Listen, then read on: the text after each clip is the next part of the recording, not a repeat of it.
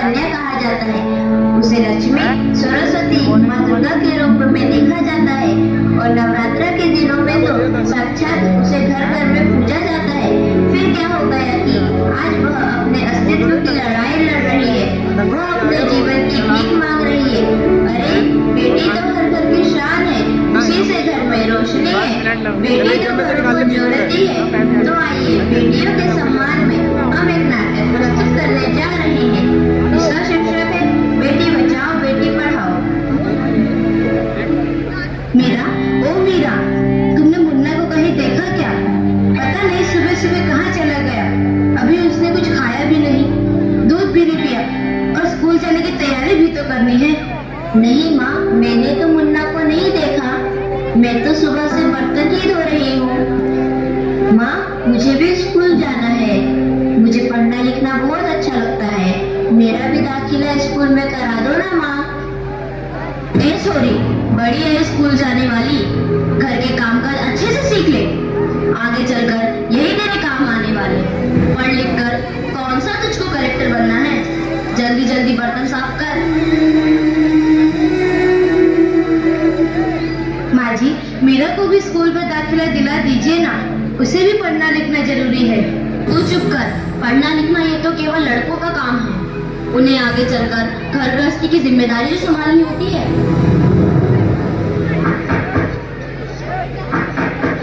अरे क्या हो रहा है? कौन किसकी जवाबदारी संभाल रहा है और हमारी मीरा बेटी क्यों रो रही है? देखिए ना डॉक्टर दीदी, दादी मुझे स्कूल ही जाने नहीं देती, कहती है तुझे पढ़ लिख कर क्या करना है, आगे चल के चूल्हा चौका ही तो संभालना है। अरे यह तो बहुत गलत बात है माँ जी। क्या आपको नहीं लगता कि हम बेटियां भी पढ़ लिख कर आगे बढ़े? आज समाज बहुत आगे बढ़ गया है माँ जी।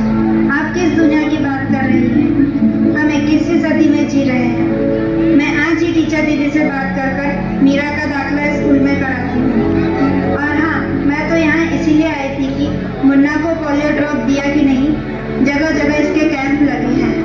अच्छा हुआ बहन जी आप आ गए, अब मुन्ना को पोलियो ड्रॉप भी दे देंगे और मैं इसे स्कूल भी पहुँचा दूंगी। अच्छा मीरा, अब तुम रोना नहीं, तुम जरूर स्कूल जाओगी और एक दिन पढ़ लिख कर मेरी तरह बहुत अच्छी डॉक्टर बनोगी। ठीक है बेटा?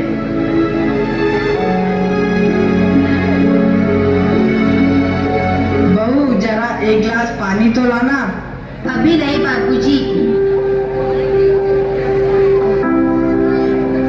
ये लीजिए बाबूजी।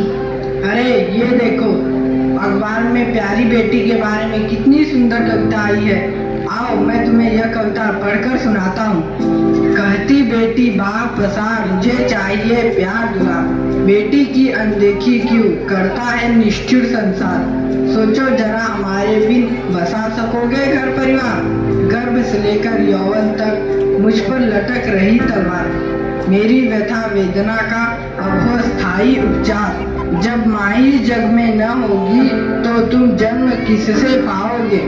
जब बहन न होगी घर आंगन में तो किससे रूठोगे, किसे मनाओगे। जब दादी नानी न होगी तो तुम्हें कहानी कौन सुनाएगा।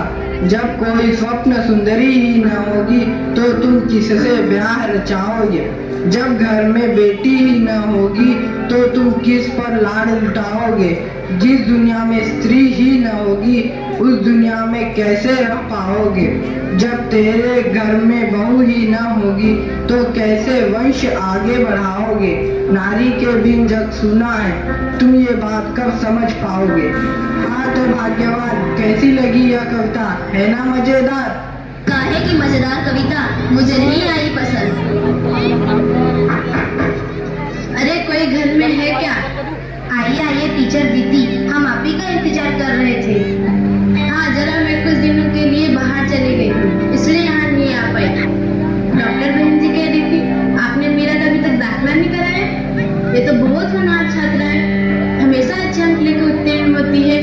हाँ मैं भी तो यही चाहती हूँ कि मेरा स्कूल जाए, खूब पढ़े, और मेरी यहाँ सुनता कौन है। हाँ हाँ खूब पढ़ाओ लड़की को और बाहर भेजो, जब कुछ गलत सलत हो जाएगा ना तो मुंह छुपाने की भी जगह नहीं मिलेगी। अरे माँ जी आप कहाँ की बात कहाँ लेकर बैठ गए। मीरा को 10वीं तक तो पढ़ाई पूरी कर लेने दीजिए, आगे की पढ़ाई के बारे में बाद में सोचेंगे। हाँ टीचर दीदी, हम मीरा को अवश्य स्कूल भेजेंगे। मैं उसे मेरे जैसा